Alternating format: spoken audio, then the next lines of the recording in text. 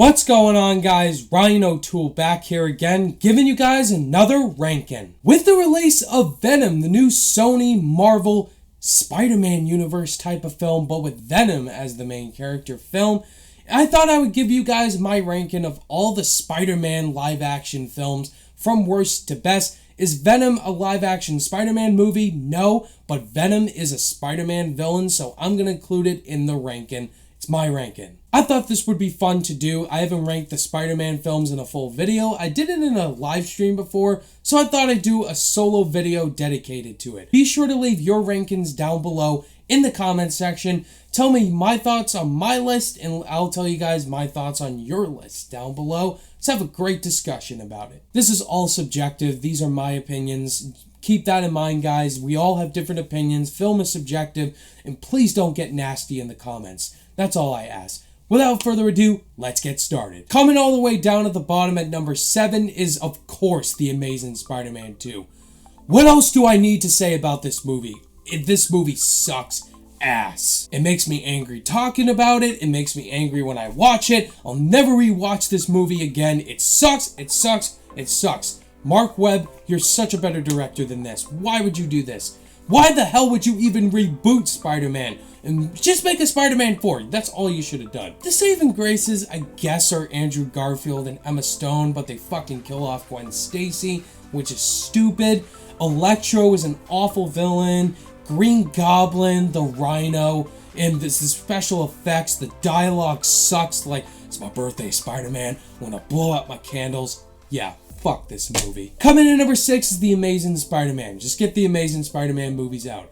I didn't hate this movie like Amazing Spider-Man 2, but it's not a good movie at all. Mark Webb, pretty lame direction. Andrew Garfield and Emma Stone are great in the movie. Great relationship there. But the movie just wasn't interesting. It was not original at all. It was ripping off Sam Raimi's original Spider-Man, the origin story, Uncle Ben's death, Peter getting bit by a radioactive spider, and the lizard was a complete ripoff of Doc Ock, and Spider-Man's suit looks like total shit, like a basketball. Coming in at number 5 is the newly released Venom. I just saw this movie last night. My review is up on my channel right now, so go check that out if you want to hear my thoughts. I don't get the hate for this movie. I found this as a guilty pleasure. I enjoyed it for what it was. Tom Hardy as Eddie Brock / Venom was the best part of it. Tom Hardy gives a great performance. He's very funny, very witty, just very charismatic in the role. And some other great things, interesting things. Venom and Eddie Brock's sort of love-hate relationship was cool. The action's fun, but it does have a bland story, and some characters were totally wasted.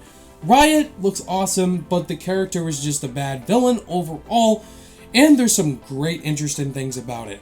The end credit scenes, though, scene stealer. Coming in at number 4 is Spider-Man 3. I rank this over Venom just because of the story. I think it's more convincing overall. Spider-Man 3, I didn't love it, but hey, it is a good movie. It's a good movie.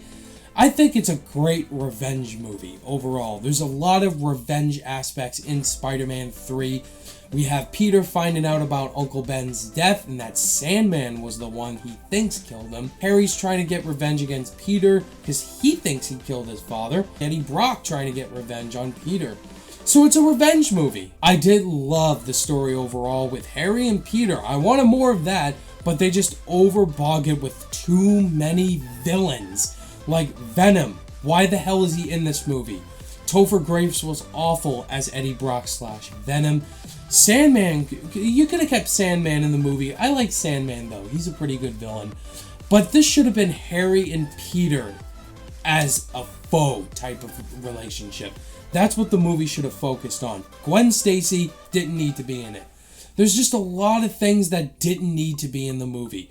That's how Spider-Man 3 is not a perfect movie. It's not terrible. It's just a good movie. Coming in number 3, Spider-Man Homecoming. I really like Spider-Man Homecoming. It's a good return for Spider-Man. Is it the best Spider-Man movie? No. I think it's overrated in that aspect. It has a lot of great things about it. Spider-Man Tom Holland is really good. Michael Keaton steals the whole entire film, in my opinion, as Adrian Toomes the Vulture. Very menacing villain. and he's one of the best Spider-Man villains. This movie dived into Spider-Man's personalities really well. like the origin question marks. What if Spider-Man couldn't fly in a city? He's in a neighborhood, he just has to run all the time, and he dives into his high school life very well. So the director, John Watts, did a great job. It's a great high school movie, and it's a really entertaining movie. Coming in at number 2 is Sam Raimi's first Spider-Man. Spider-Man is a classic. It's a cheesy comic book movie that's just awesome, man. Sam Raimi entered his horror elements extremely well, and this movie was a lot of fun. Tobey Maguire's great as Spider-Man / Peter Parker. Willem Dafoe as Norman Osborn, the Green Goblin, such a great villain, very cheesy costume. Just all the scenes with Green Goblin were so menacing. Harry Osborn, James Franco, great. Kirsten Dunst, Mary Jane, great. And this fucking score by Danny Elfman is iconic. What else needs to be said? Spider-Man, really great, entertaining film. But coming in at number 1, nothing's gonna top Spider-Man 2. This is a masterpiece, one of the best comic book movies ever made. Sam Raimi taking this movie and making it better than the original, does everything that a sequel should do, and as far as comic book movie standards, Spider-Man 2 accomplished just about everything. J. Jonah Jameson might be my favorite character in the whole entire Sam Raimi trilogy. I'm not even joking. J.K. Simmons is perfect in this role. It's so good.